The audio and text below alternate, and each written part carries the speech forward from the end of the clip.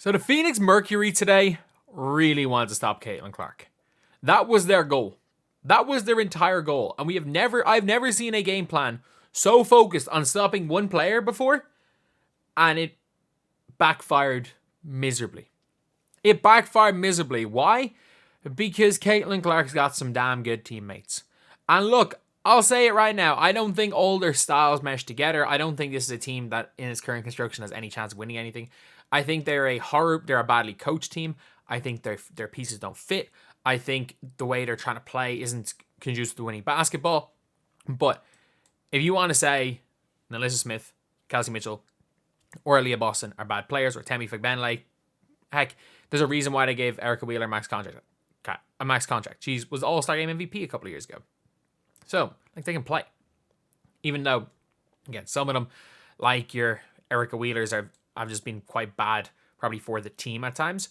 But before we get on to it, if you guys are new to the channel, subscribe. We are trying to hit, if we can somehow hit 15K by the end of the day, that would be insane. We are 250 subscribers away. We are close. Or 350, sorry. We're a little bit less close than I thought. But we still are somewhat close. Either way, let's take a look at it right now. So, I just clicked on the wrong thing right there. There we go. We have got this quote right here. We're going to have a lot of people guard Caitlin. There's going to be times we try to force Caitlin to her right hand. There's going to be times we blitz. You're going to see some zone. We're going to mix it up. And that is what they did. The Kennedy Carter, what does she bring to the table? Only 3-point shooting. Oh, I don't know. Just the entire defense and opposing team having to guard her. I'm not going to lie. Every player not named Brittany Griner guarded her at some stage. They literally switched everything. They went small at times and switched everything. The only player that was not designated to guard her at one stage in the game was Brittany Griner. For the entire team. On their entire team, everybody had guarded her other than Brittany Griner. They sent double teams at her. They sent blitzes at her. She figured out a way. Obviously, she was missing some shots. She broke Becca Allen's ankles.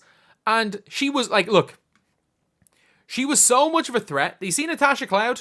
I want to see what height Natasha Cloud is, because she's not that big. Natasha Cloud is listed as, 5'10", 5'11"? So she's 5'10". She is listed at 5'10". Do you know who Natasha Cloud started this game guarding? This is 5'10", point guard, Natasha Cloud. Do you know who Natasha Cloud started guarding because of the way that they wanted to play? Because of the way that this whole game went. Natasha Cloud was guarding 6'5" center Aaliyah Boston. They started off, they were so scared of Caitlin Clark that they were willing to put a 5'10" guard on Aaliyah Boston just so that they could switch screens. They were so scared of the pick and roll, of them getting Brittany Griner involved in the pick and roll, that they put 5'10" point guard Natasha Cloud on Aaliyah Boston. And then, you might be saying, okay, yeah, but they just did that at the start of the game. And then they went and, obviously, they switched Kaya Copper onto Aaliyah Boston. And they put Natasha Cloud on Clark. Kaya Copper is a 6'1" wing. She's a wing. And then she was guarding Aaliyah Boston just so that they could switch. I'm looking through this team and I'm like, they were basically willing to let Aaliyah Boston cook them as long as it wasn't Caitlin Clark to start the game. And then once Caitlin Clark started to get in a little bit of a rhythm, when her teammates were scoring, when she was passing, they then had to put the likes of Brittany Griner, they had to put bigger players in the pick and roll. And oh yeah, they couldn't guard the pick and roll. Caitlin Clark was picking them all apart. They're running the floor. They couldn't keep up with them. Their entire defensive game plan was stop Caitlin Clark. And it worked about as well as you would expect it because she's the best passer in this league. You've got a game plan for the Fever. You can't game plan for Caitlin Clark and try to win the games. You can't just pray that the blitz is going to work every single time if you don't have the personnel. If you are Seattle, you can blitz every single screen because you've got Mag Bagor, you've got Nneka Nwumeke who can move their feet a little bit. If you are Chicago, if you want to look at the games where Caitlin Clark has really destroyed teams, it is when they don't have a big that can come out in the pick and roll. I mean, they don't have multiple bigs and come out in the pick and roll. She's killed Chicago because neither of Angel Reese can come out and guard the pick and roll. The problem is that if Caitlin Clark turns the corner on that, Angel Reese can't really guard it because of her lack of rim protection. Whereas Cardoso just can't guard the pick and roll.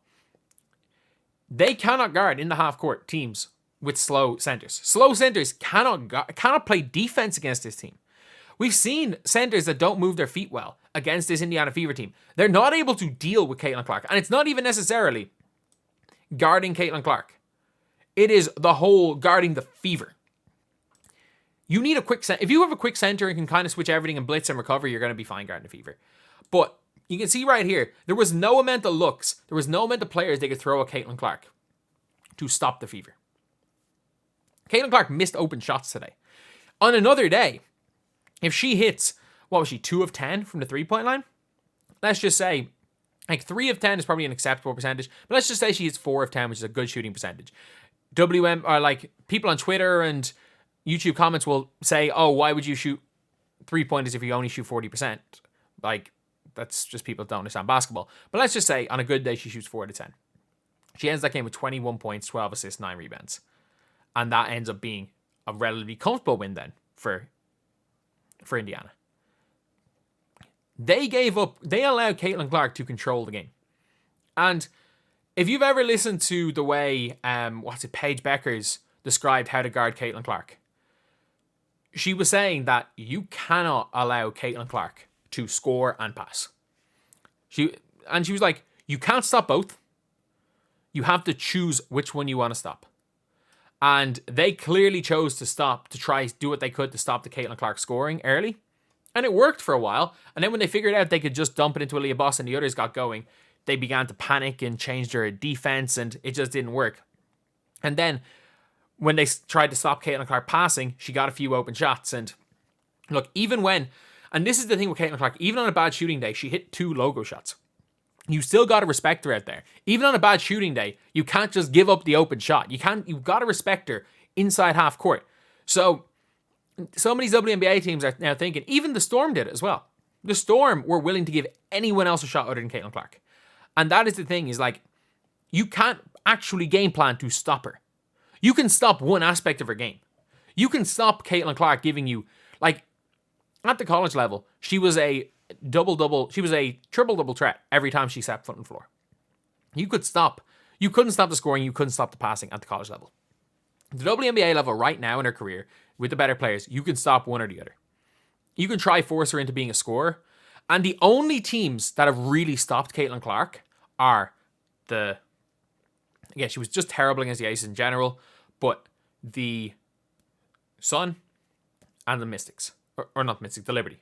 Because the Liberty have Lainey Hamilton, and they have a team that's able to kind of rotate well. They blitz her full court, they picked her up 94 feet, and you've got Dejanay Carrington, who's just what's her name? Raven Johnson on steroids. But you've got Kat Copper here. The Phoenix Mercury have an all WNBA scorer in Kat Copper, number 2 right here. A Team USA player, one of the best scorers in the league. They sacrificed all of that. She had her worst offensive game of the year. They sacrificed a 25 point per game scorer to try full court press Caitlin Clark. She tired herself out in defense and couldn't score. They sacrificed, let's not get it twisted, they sacrificed the best scorer maybe the best scorer in the Western Conference. They sacrificed one of the 5, probably top 5 to 6 people in MVP voting. They sacrificed her offense to guard Caitlin Clark. How crazy is that? They sacrificed their best scorer just to try stop her. And they still couldn't. It didn't work. And if Caitlin Clark's teammates are playing well, she's unguardable. She's unguardable unless, again, you have a Dejanay Carrington or Lainey Hamilton. They're the only people that are quick enough and strong enough to kind of force her, to be able to get over those screens and mean that you don't need to trap and can still guard them. And also with the way Carrington's physical defense is allowed, and same with Lainey Hamilton, they can be physical without fouling. They're the 2 best defenders on her. So take out those 2 games, because those 2 players right now in Caitlin Clark's career can stop her. Outside of those 2, which are all-world defenders, might I add, outside of an all-world defender, there is no way to stop her right now. And the Phoenix Mercury learned that. Man, if she was hitting shots, they wouldn't really have stopped her scoring. But at the same time, they did stop a lot of the looks. They stopped a lot of it. And she did take a few bad shots. But then she goes and has 12 assists and 6 times passed the ball directly to someone who got fouled. Which realistically is probably the equivalent of not 18 assists because he missed some free throws, but 15 assists. And the team won, and the everybody eats thing is a lot of it because of her. Is it a game plan for her? So you got to give credit to all the players in the Fever for stepping up. Nalissa Smith hit some massive shots down the stretch. Aaliyah Boston was great. The corner 3 she hit was unbelievable. Kelsey Mitchell was brilliant in the 4th. But the fact is that teams know this. The game plan is to stop Caitlin. That is the game plan. That is the game plan. And you know what it also is now the game plan? It's got to be, you can't game plan anymore just to stop Caitlin. She's going to pass you. She's going to pass you out of a game. She's going to pass you to win, into the win. And also, you can't sacrifice your best player to put on Caitlin Clark. It doesn't matter who the best defender is. Genuinely. Whoever the 5th starter is, if you've got Brittany Griner, Taurasi, these 2 all-star level players, whoever the 5th starter is, your job is guard Caitlin and do nothing else. If you're going to do that, if you're going to try stop her, you got to do something like that. But the fact that their entire game plan, every bit of their defensive scheme revolved around Caitlin Clark and they lost is still wild, considering like she's a rookie and their whole thing was just let's stop her.